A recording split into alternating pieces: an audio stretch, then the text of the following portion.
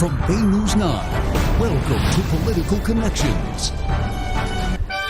Coming up in Common Ground, this week's topic, President Donald Trump's America First agenda. Question is too much attention being paid to America and not the rest of the world? We'll find out after the break.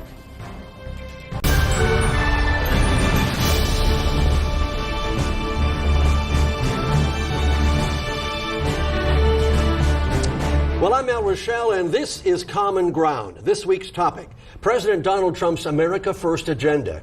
Guests on the show this week include international politics expert and president of Ubaldi Reports, John Ubaldi. Thanks for being here, John. Thank you. And also Alex Snitker with the Liberty First Network. Thank you for joining us again, Alex, too. Thank you, Al. Now, let's set this up first. Now, during his inaugural address, President Trump clearly articulated his plans to, as he put it, put America first again. We assembled here today are issuing a new decree to be heard in every city, in every foreign capital, and in every hall of power. From this day forward, a new vision will govern our land. From this day forward, it's going to be only America first. America first. Well, the president went on to say that every decision from trade to foreign affairs will benefit American workers and families. President Trump says he's made good on his word, for example, formally withdrawing from the Trans-Pacific Partnership. While some cheer the president's move, others are fearing isolationism. By appearing to close itself off, some worry that America's shying away from its spot as a world leader and will give other countries like China or Russia a chance to control the field, especially when it comes to global economics. Now we're going to discuss into grand detail right now. Let's bring in John Ubaldi and Alex Snitker. John, I'm going to start with you. Okay. Isolationism. Are we worried about that, and where do you stand on this? I'm more of a globalist, but America has to be engaged around the world. I think Trump and, lesser degree, Bernie Sanders and Hillary Clinton on the Democratic side, they fed into, people are uncertain. The economy has not grown. And the GDP report that came out in January showed that. We had 1.9% growth for the fourth quarter, 2.1% for the 7.5 years of the economic recovery. That's minuscule. That's not going to create jobs here. But America needs to understand, by America being engaged, in the last 60 years, we've opened markets, we have democracy. We're not seeing the great clashes of the great powers where we once were. So the United States has to be engaged, or other actors, like you said, Russia, China, and Iran in the Middle East will take the void left by the United States. Alex, are you worried about isolationism? Is that possible? No, I'm not worried about isolationism. I think that we should be trading with the world. I think that it's a good thing to do. However, things like the Trans-Pacific Partnership were not a good deal. Managed trade doesn't require, or free trade doesn't require 1,000 pages. So I think that what we should be doing is focusing on free trade, on opening up the markets for everyone, and not trying to make these individual contracts with individual countries. Instead, I mean, I have the internet and I have a UPS account. I can globally trade right now. So I think that what our government should do is to make sure that all the regulations are as low as possible, the taxes are as low as possible.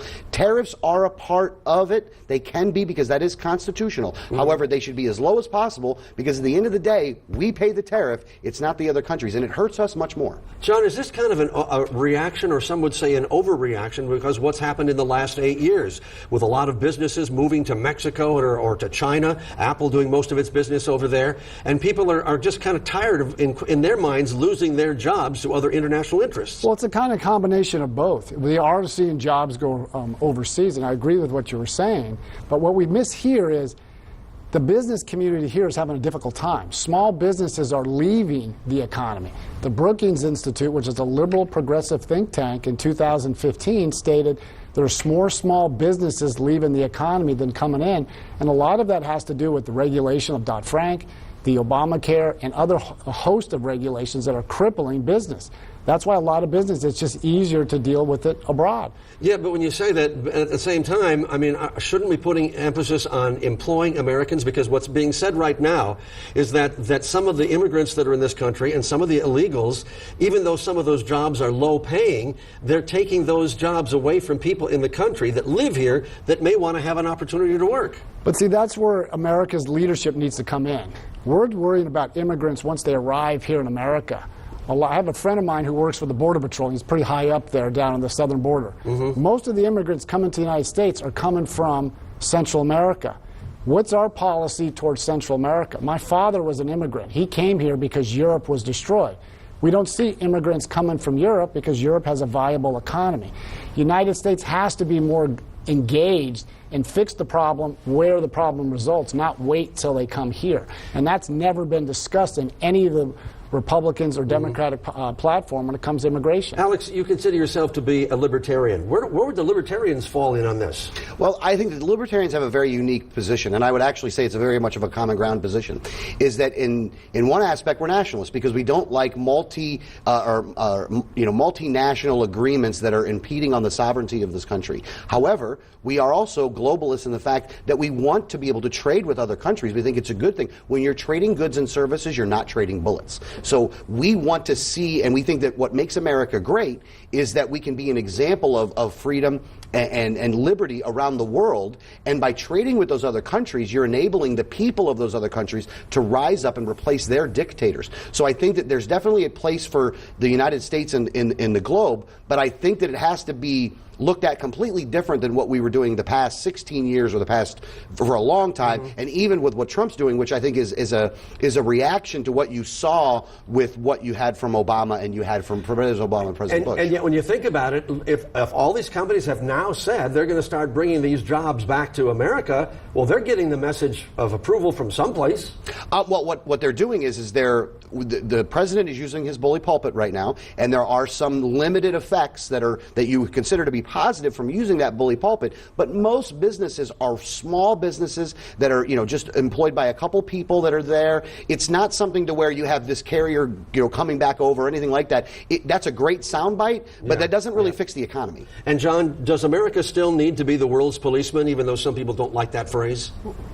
I don't like that phrase. The problem with the world's police, the United States has to be engaged.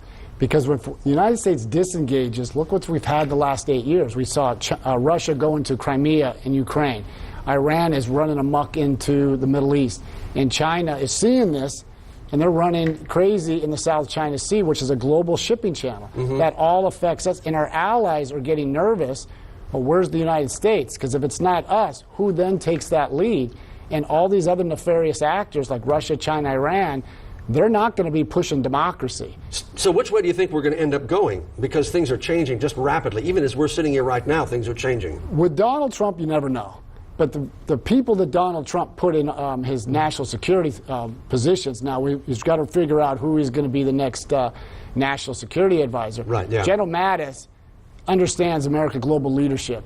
Rex Tillerson, the Secretary of State, he understands America's global leadership. I think they're going to settle down into more of a pragmatic approach, not use the military as the first option, because General Mattis understands what happens when you do that. Alex, last word, about 30 seconds worth. I think that we are dealing with a very unpredictable time, but I do think that, and I'm hoping that what Donald Trump will do is understand from the business perspective that we need to open up the markets for everyone, that we don't need to make separate deals for separate countries, and that our foreign policy as relates towards diplomacy in the economic side should not be a carrot and a stick. It should be an even approach around the globe. All right, gentlemen, thank you so much for your time. Thank you so much for your common ground thoughts. We'll be back next week. Until then, that's Common Ground for this week. Stay with us for more.